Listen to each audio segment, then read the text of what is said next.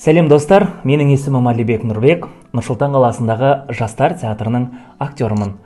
Қазір бүкіл әлемде болып жатқан жағдайға байланысты Қазақстандағы Біріккен Ұлттар ұйымының "Сен менің батырымсың" атты ертегісінен үзінді оқып беруге рұқсат етіңіздер. Бір кезде олардың алдынан қар жамылған асқар тау шықты. Арио шағын бір қалашыққа барып қонды.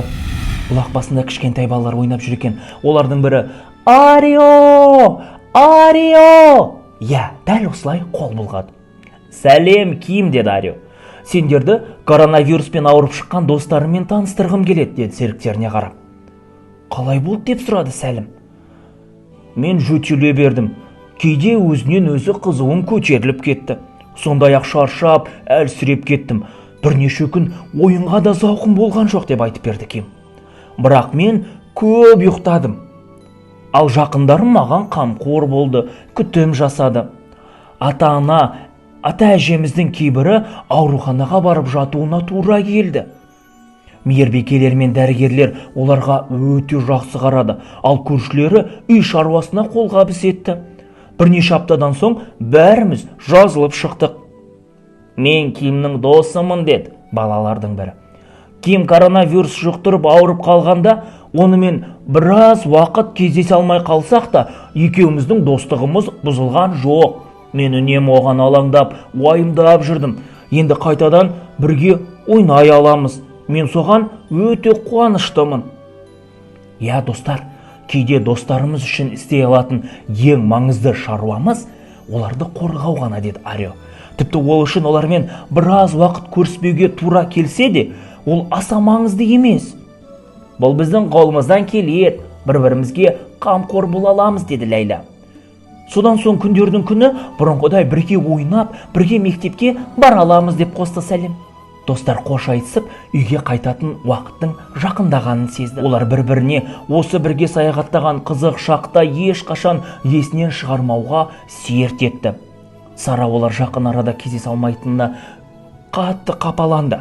Бірақ содан кейін Ким және оның достары айтқан әңгімені есіне түсіп, еңсесін көтерді. "Кімде кіммен көрісе алмай қалдың" деген сөз енді оны жақсы көрмейсің деген сөз емес. Арио бәрін үйлеріне апарып тастап, Сара әбден ұйықтап қалғанша ұшып кетпей біраз бөгелді. "Ертең де дәл осылай сапар шексек бола ма?" деп одан сұрады Сара. "Жоқ, Сара, жақындарыңмен бірге болатын уақыт келді", деп жауап берді Арио.